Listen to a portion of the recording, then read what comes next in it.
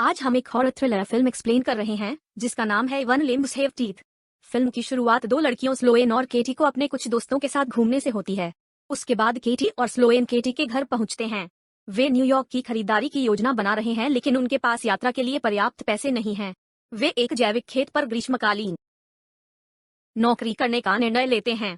केटी का चाचा जेसन जो एक जासूस है और वह अपनी प्रेमिका के साथ रहता है। जेसन उन्हें ले जाता है और लड़कियां उसके घर पर एक रात रुकती हैं।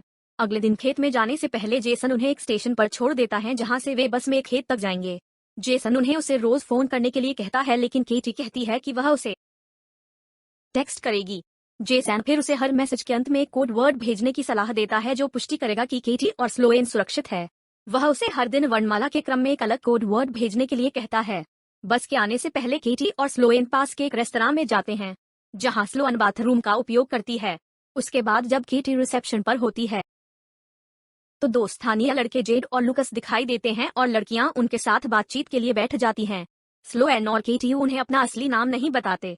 लड़कों को पता चलता है कि केटी और स्लोएन एक शॉपिंग ट्रिप पर जाना चाहते हैं जिसके लिए वे जैविक फार्म में काम करेंगे। वे लड़कियों को उन्हें खेत तक ले जाने की पेशकश करते हैं। पहले तो केटी को नहीं लगता कि यह एक अच्छा विचार है लेकिन स्लोएन उसे मना लेती है और वे दोनों पिकअप ट्रक में दो लोगों के साथ जाते हैं। अपने रास्ते में स्लोएन और केटी ने नोटिस किया कि जेड ने जैविक खेत के लिए सड़क पार कर ली है। वे दोनों अपने बारे में कुछ गड़बड़ महसूस करने लगते हैं और डर के मारे एक दूसरे का हाथ पकड़ लेते हैं। जेड उन्हें बताता है कि लड़कियों को जल्द ही पता चल जाएगा कि वे कहां जा रही हैं। जेड और लुकस उन्हें उनके घर ले जाते हैं जहां उनकी मां केटी और स्लोएन का स्वागत करती हैं।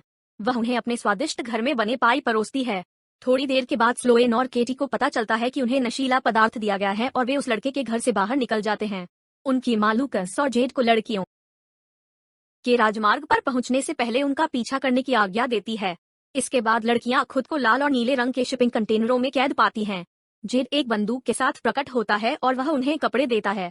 थोड़ी देर बाद बोरिस नाम का एक शख्स वहां पहुंचता है और दोनों लड़कियों को देखता है। उसे पता चलता है कि स्लोएन और केटी ने उन्हें अपने नकली नाम बताए हैं। वह फिर केटी के फोन की जांच करता है और नोटिस करता है कि उसने अपने चाचा को भेजे गए प्रत्येक पाठ के अंत में एक कोड वर्ड सेप का इस्तेमाल किया था। बोरिस एक ही कोड वर्ड और टेक्स्ट का इस्तेमाल करता है। जेसन ने आश्वासन दिया कि केटी और स्लोएन ठीक कर रहे हैं और वे मजे कर रहे हैं। जेम्मा किचन में काम करते हुए केटी के टेक्स्ट को जेसन के फोन पर देखती है। फिर एंड्रयू नाम का एक शेरिफ एक बंदूक के साथ दिखाई देता है और ऐसा लगता है कि वह जेड और लुकस को गिरफ्तार करने आया है। स्लोएन और केटी उसकी ओर दौड़ते हैं और उससे मदद मांगते हैं लेकिन पता चलता है कि वह भी उनकी टीम का हिस्सा है। वह हंसता है और जेड को बताता है कि लड़कियां बहुत आकर्षक हैं और दोनों में से किसी एक को चुनना मुश्किल है। जेड उस देता है कि वह दोनों लड़कियों को ले जा सकता है। अगले दृश्य में शेरिफ एंड्रयू केटी के कंटेनर से बाहर आता है और स्लोएन उसे देखने के लिए अंदर जाती है। वह केटी को सांत्वना देती है और कहती है कि वे जल्द ही वहां से निकल जाएंगे। जेम्मा ने जेसन को केटी के मैसेज के बारे में सूचित किया और उसने देखा कि केटी ने फिर से उसी कोड शब्द का उपयोग किया है जबकि उसने उसे हर दिन एक अलग कोड वर्ड भेजने के लिए कहा था। जेम्मा उसे बताता है कि उसे ऐसी छोटी छोटी बातों के बारे में चिंता करने की जरूरत नहीं है। वह उससे कहती है कि लड़कियां काम में व्यस्त होने के कारण भूल गई होंगी। लेकिन जेसन को लगता है कि लड़कियों के साथ कुछ गड़बड़ है। एक सिगरेट वाला वहां लड़कियों का इस्तेमाल करने आता है। वह स्लोएन को चुनता है और उसे अपने कंटेनर में ले जाता है जहां स्लोएन उस पर थूकती है। वह उसके चेहरे पर थप्पड़ मारता है और फिर उसके पेट पर अपनी सिगरेट बुझाकर उसे प्रताड़ित करता है। घबराई हुई केटी बाहर बैठी है और उसके बगल में लुकस खड़ा है। जेसन जैविक फार्म पर कॉल करता है और उसे पता चलता है कि केटी और स्लोएन कभी वहां नहीं आए।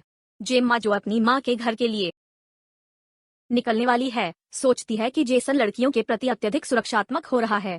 वह उन्हें बताती है कि केटी और स्लोएन बड़ी हो गए हैं और वे ठीक हो जाएंगी।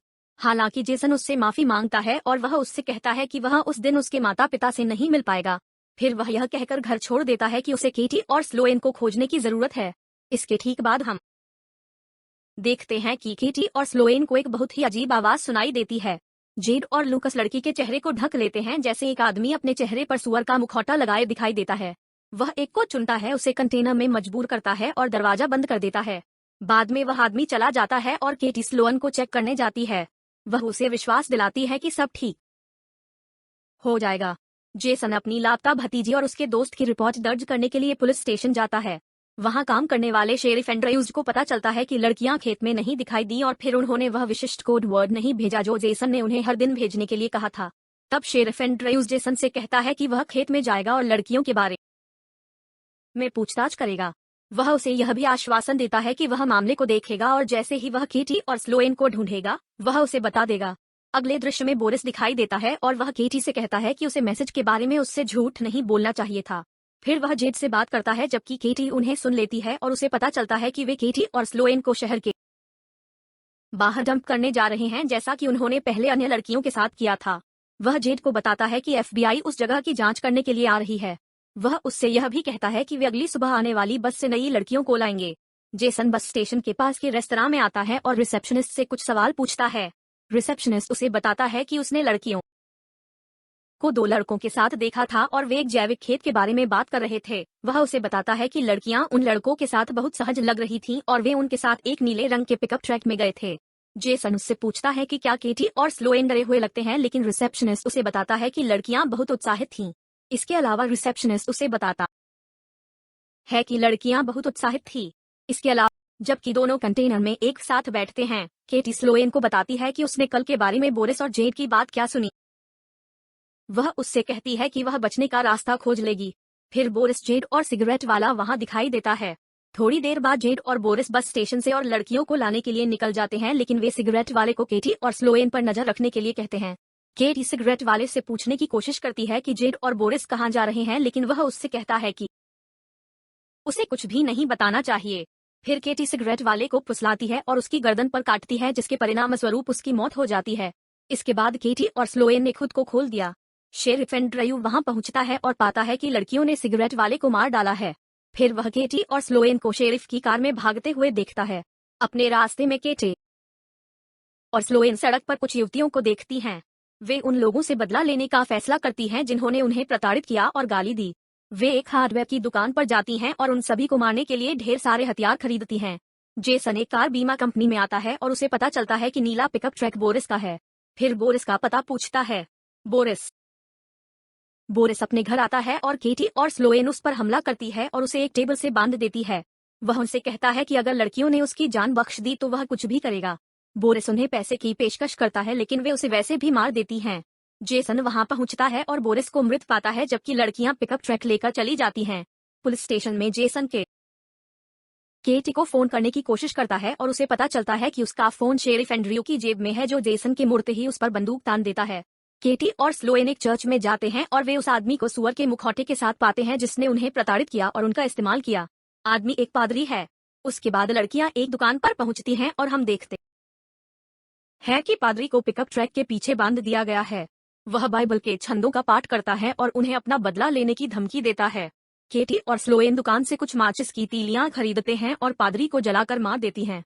अगले दृश्य में शेरिफ एंड्रयू एक कमरे में जेसन को पकड़ लेता है और वह उसे बताता है कि लड़कियों को उसका शव मिल जाएगा। वह संगीत चालू करता है और कमरे से बाहर निकल जाता है। फिर वह कुछ लड़कियों को लाता है, लेकिन जैसे ही वह उन्हें परेशान करने वाला होता है, केटी और स्लोएन ने उसे बेसबॉल के बल्ले से बेहोश कर दिया। वे उसे एक कुर्सी से बांध देते हैं और वह उन्हें पैसे देने की कोशिश करता है। लड़कियां उस पर हंसती हैं और बंदूक से उसे प्रताड़ित करती हैं। वह उनसे माफी मांगता है, लेकिन केटी ने उसे सिर में गोली मार दी और वह मर गया। फिर केटी और स्लोएन ने अन्य 2 लड़कियों को जेसन को रिहा करने के लिए कहा। इसके बाद हम देखते हैं कि केटी और स्लोएन ने ड्रग जेड और लुकस की मां को ठीक वैसे ही जैसे उसने उनके साथ किया और फिर उन्होंने उसे एक कुर्सी से बांध दिया। वे उसे एक कमरे में ले जाती हैं जहां उन्होंने जेद को भी बांधा है। मां लड़कियों से उन्हें जाने देने की भीख मांगती है, लेकिन केटी और स्लोएन ने अपनी मां के सामने बेसबॉल के बल्ले से जेड को मार डाला। वह रोती और चिल्लाती है क्योंकि वह उन्हें अपने बेटे को बल्ले से मारते हुए देखती है। लड़कियां उसे बताती हैं कि उन लोगों ने उन्हें राक्षस बना दिया है। फिर केटी और स्लोएन उसे दूसरे कमरे में ले जाती हैं जहां उसे लूकस मिलता है। लड़कियां लूकस से उसकी मां को बल्ले से मारने के लिए कहती हैं, वरना वे उसे गोली मार देंगी। लूकस ऐसा नहीं करता है, इसलिए स्लोएन ने उसे सिर में गोली मार दी। केटी ने स्लोएन से बंदूक पर लूकस की उंगलियों के निशान लेने के लिए कहा ताकि ऐसा लगे कि लूकस ने आत्महत्या कर ली है। मां उन्हें बताती है कि वे इस सबसे कभी दूर नहीं होंगे। फिर वह उन्हें लुभाने की कोशिश करती है और वह उन्हें वह जगह बताती है जहां उसने अपना सारा पैसा रखा है। हालांकि केटी एक कटर उठाती है और मां को मार देती है। केटी और स्लोएन अपने हमलावरों को मारने के बाद बहुत संतुष्ट महसूस करते हैं। आखिरी दृश्य में जेसन केटी के घर पहुंचता है जहां केटी की मां स्लोएन और केटी को अलविदा कहती है क्योंकि वे हवाई अड्डे के लिए जा रहे हैं, जहां हम एक आदमी को जैविक खेत का विज्ञापन करते देखते हैं और फिल्म यहीं समाप्त होती है। दोस्तों, देखने के लिए धन्यवाद।